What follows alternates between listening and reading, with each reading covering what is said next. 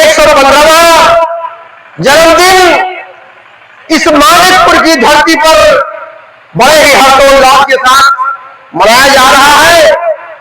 आज से 114 वर्ष पूर्व हमारे एक महान पुरुष का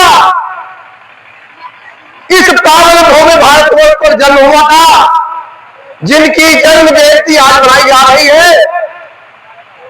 इस जन्म जयंती के अवसर पर हमारे इस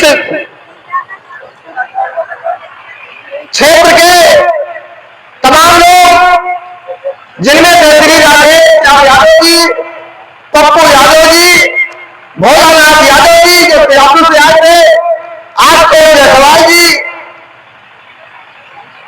तलता अन्य कमान हमारे मंच पर काफी जो विराजमान है, मैं सभी को लोगों का नाम लूंगा तो बहुत समय लग जाएगा।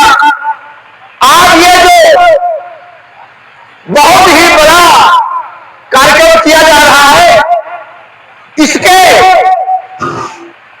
आयोजक जिनमें से सर्वश्री इंद्रजीत यादव जी, उनके साथी हरिश्चंद्र यादव जी एवं ओम प्रकाश मौर्य जी, मैं इन लोगों का इस मंच के माध्यम से अपने और अपने साथियों की तरफ से बहुत बहुत धन्यवाद करता हूं तथा मैं धन्यवाद करना चाहता हूं। सबसे ज्यादा मैं जब से आया हूं, मैं देख रहा हूं हमारे इंस्पेक्टर रवि कुमार जी का पैर जमीन पर नहीं पड़ रहा है। जब से आया हूं मैं देख रहा हूं यहाँ पे रोक यहाँ एक एक व्यक्ति के पास जाना, एक एक आदमी को रोकना, एक एक महिला बहनों को रोकना, बच्चों को रोकना। मैं तो सबसे ज्यादा साधुवाद हमारे बैक समाज के लोगों को इकट्ठा करके आज यहाँ इस पावन भूमि पर इकट्ठा किया है। मैं सबसे ज्यादा साधुवाद देता हूँ अपने रवि कुमार इंस्पेक्टर जी का, जो हमारे हेडक्वार्टर लखनऊ के डीजीपी ऑफिस में कार्यरत है। इन्होंने कहा था, मैं जब आया था कि मैं अपने भाइयों को इकट्ठा करने के लिए एड़ी चोरी का जोर आज 15 दिन से लगा रहा हूं, तब इतनी पब्लिक आज इकट्ठा हो पाई है। ये बहुत बड़ा साधुवाद के काबिल है। मैं इन लोगों के लिए एक लाइन कहता हूं कि काम हुआ करो, काम हुआ करो कि पहचान बन जाए, चाल हुआ करो कि मिसाल बन जाए।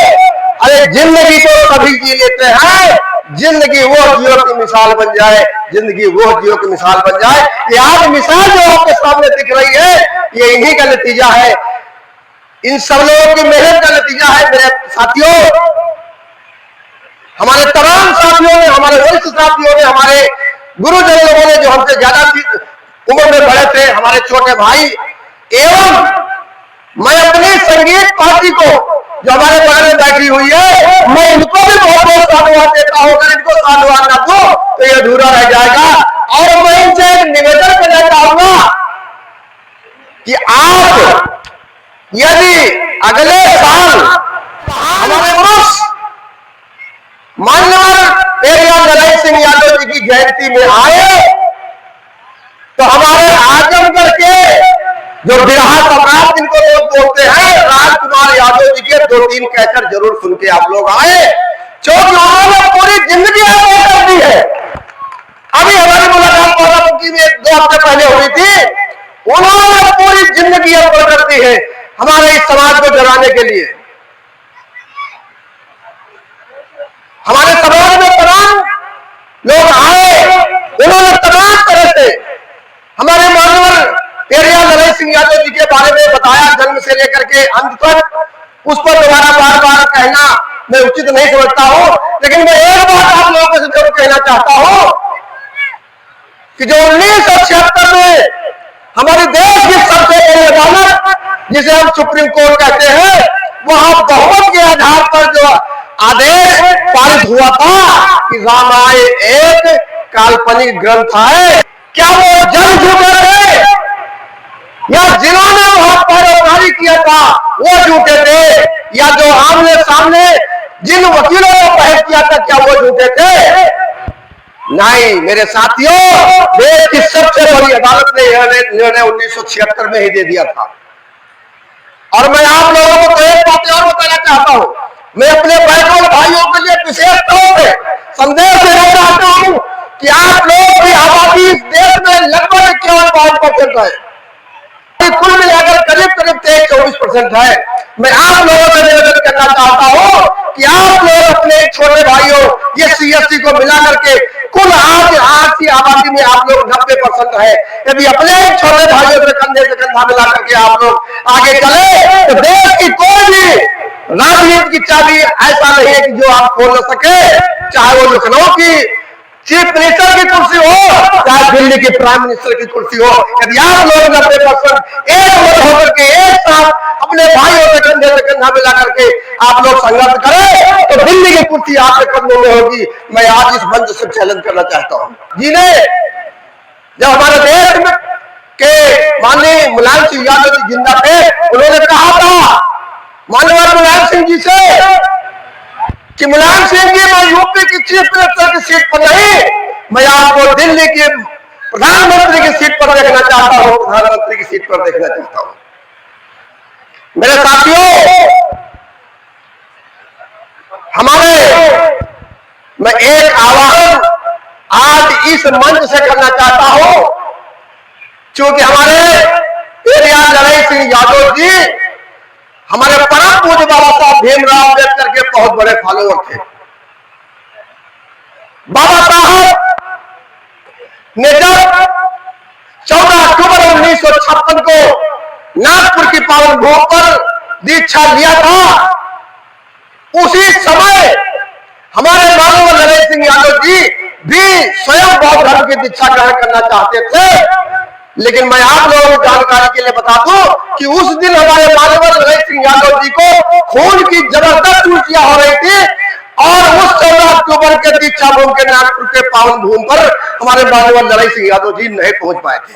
झुककर सलाम करें उनको जिनके हिस्से में ये मुकाम आता है, वो बहुत खुश नसीब है, वो बहुत खुश नसीब होते हैं वह योद्धा जिनका लहू मिशन के काम आता है, मिशन के काम आता है।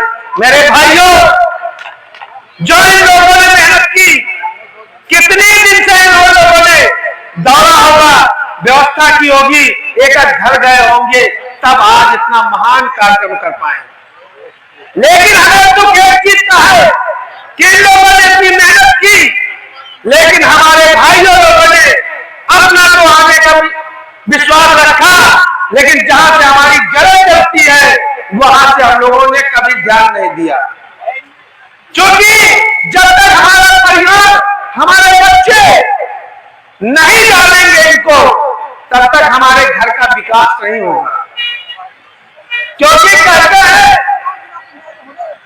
कि लड़का पढ़ता है तो अकेला लड़का शिक्षित होता है और लड़की पढ़ती है तो दो परिवार शिक्षित होते हैं, एक खुद शिक्षित करते हैं और दूसरे के यहाँ। लेकिन हमारा दुर्भाग्य कि हमारे जो महान महापुरुष लोग, आप लोगों ने आजादी के नायकों को सुना होगा, आजादी में सरदार भगत सिंह को भी सुना होगा, लेकिन आखिरी समय में सरदार भगत सिंह ने कहा कि जो मैं लड़ाई लड़ रहा हूं वो लड़ाई मेरी ठीक नहीं है। लड़ाई मेरी वो लड़नी चाहिए जो बाबा साहब लड़ रहे हैं, जो नरेंद्र सिंह यादव लड़ रहे हैं, जो पेरियार रामास्वामी लड़ रहे हैं। क्योंकि जो गुलाम होते हैं उनको एहसास होता है हम लोग दोहरी गुलामी में थे। अंग्रेजों के गुलाम है, वो अंग्रेजों के गुलाम थे, हम लोग गुलामों के गुलाम थे।